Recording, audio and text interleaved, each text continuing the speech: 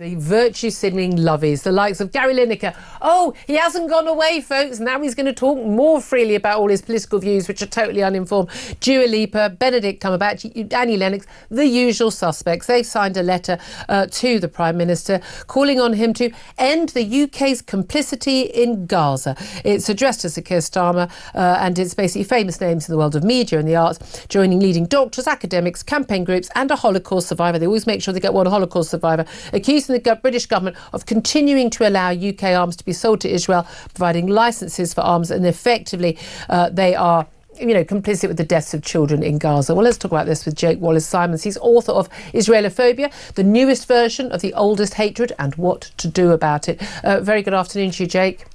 Good afternoon. Hello. Thank you so much for joining me. First thing I saw when I saw this headline was these people are complicit with Hamas, are they not? I mean, what are they arguing about? What our complicity in the deaths in Gaza? It's something about arms sales, I think. I mean, the UK sells a negligible amount of arms to Israel by comparison to... less than 1% of the arms that Israel uses. Something like that. I mean, the thing that I like about all this is imagining Benjamin Netanyahu picking up the phone and saying, what, Benedict Cumberbatch wants me to stop the war? In that case... yes, I won't worry about the safety of my nation and my people from a terrorist organisation on my doorstep. Benedict Cumberbatch has spoken. Exactly. Forget the hostages. It's Sherlock.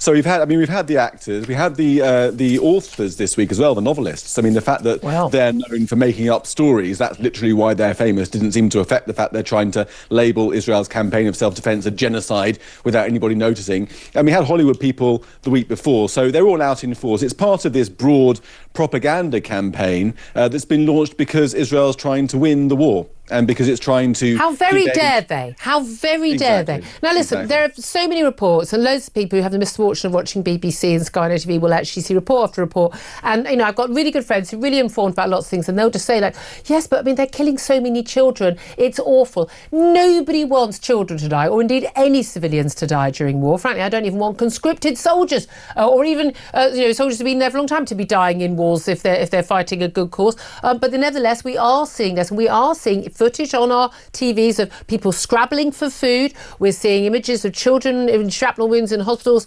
We've got doctors on our screens. We've got people talking in the UN telling us how awful the impact on the civilians of Gaza has been, and it's all Israel's fault. Can you debunk any of that?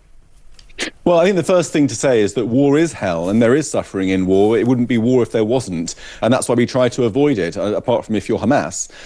So there's that. But there's also a huge exaggeration and myopic focus just on the civilian casualties and not on all the jihadis who are killed by Israel. I mean, at least half of the casualties incurred in Gaza are jihadi combatants. But nobody looks at those. Everyone just focuses on the civilians and particularly on the children because that pulls at the heartstrings. Yeah.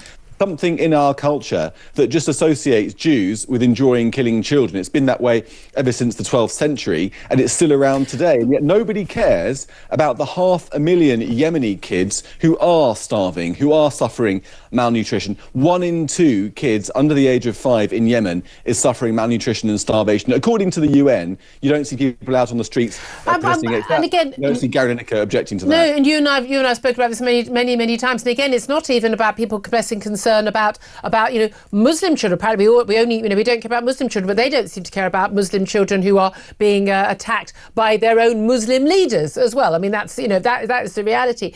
But when we have doctors, doctors working for charities, well-known charities, talking at the UN or else or on TV screens, telling us that this is different from any other war, is it?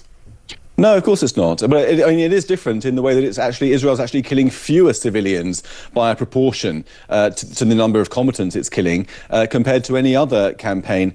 But it's just made you so cynical. You can't trust the UN anymore. No. You can't trust even doctors who go out there risking their lives are filled with propaganda. I mean, we had the UN chief, humanitarian chief last week saying that 14,000 babies were about to die in 2 days. 2 days passed. those 14,000 babies didn't die because they weren't in danger of that. And he was on TV on CNN just this week claiming that 10,000 lorries were being held up by Israel, aid lorries, and not being allowed to get into Gaza. Now, I don't know if he's ever visited the Gaza border, but where would you park 10,000 lorries? I mean, even the interviewer looked quite bemused. This stuff is just patently a load of rubbish, and yet it's being pumped out by people who have this authority and are using it to pressure Israel. And I'm always amazed, actually, the number of war reporters who are apparently completely and utterly shocked by the fact that there are deaths in war. Never seen that before. I mean, again, it is awful, and we're not being glib about it. You don't want any child in Gaza to die any way that I want any child in Gaza to die, or indeed anyone, apart from the people who run Hamas, who are very, very happy for children in Gaza to die. The reason we know that is they have stated publicly on many, many occasions that their strategy is to lure, Israel into a war where they can then use that propaganda to further their cause. What do you make of the claims of famine and the solution from the Israelis to say, like, well, look, we are going to basically provide, of American and Israeli sort of funded food that's going to go in, but we're going to provide it in the south of the country. We're going to distribute it so Hamas don't get it, but also to get people out of the north of the country because we want people to move. Aid agencies are saying, we don't want anything to do with this because this is a war effort, not a humanitarian effort. What do you say to that? Well, the aid agencies have been compromised by Hamas. Many UN employees in Gaza have been found to be also members of Hamas and Islamic Jihad, about 1,200 of them, according to Israeli intelligence. And many of them actually partook in the violence on October the 7th and also held hostages in their homes and in UN facilities. Terrorists have used UN facilities in Gaza and elsewhere to launch attacks. And so they are completely compromised and they don't want to lose that control. And that's why they're launching this huge propaganda campaign accusing Israel of being, of committing war crimes. And they are winning that campaign because I think an awful lot of journalists in this country, I don't expect celebrities like Dua Lipa and Gary Lineker to know their stuff, but I do expect the journalists to hold people to account and question a lot of the videos. Again, no information comes out of Gaza without Hamas having approved it. Why are we only seeing one side? Jake Wallace-Simon, it's always so good to talk to you. Thank you so much. Philip Ingram, look, you I know you agree with an awful lot of what Jake Wallace-Simon said, but again, we see all this footage, we're told all these things about Gaza. We're told these are independent journalists. The BBC will say this is an independent journalist. We're seeing footage. Why shouldn't we believe it? There's no such thing as anything independent inside Gaza, because if they don't put the message out that Hamas want, then either they will get killed or their family members will get killed. It's that simple. It's that simple. And people try quoting history and saying this is Palestinian lands. Hebrew language was written and spoken as far back as 1200 BCE. The Muslim faith didn't come into the 7th century. Hebrew, the Jews had. But even aside from that, again, it's just it's the dishonesty that's reported about this, and then people say, "Oh, you're seeing these children die in real time on outline," but he doesn't care about the ones he doesn't see. I've seen the same child die 4 or 5 times and be starving 4 or 5 times in 4 or 5 different videos over the last year. Verified, it's the same child. The same child. Wow, interesting point.